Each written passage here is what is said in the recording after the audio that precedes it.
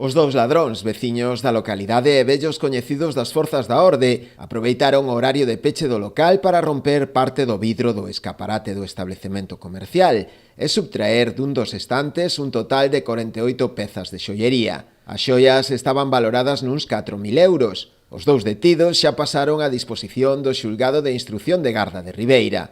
Do total das pezas roubadas, a Garda Civil puido recuperar unhas 8 que xa foran vendidas a terceiras persoas, que descoñecían a orixe ilícita das mesmas.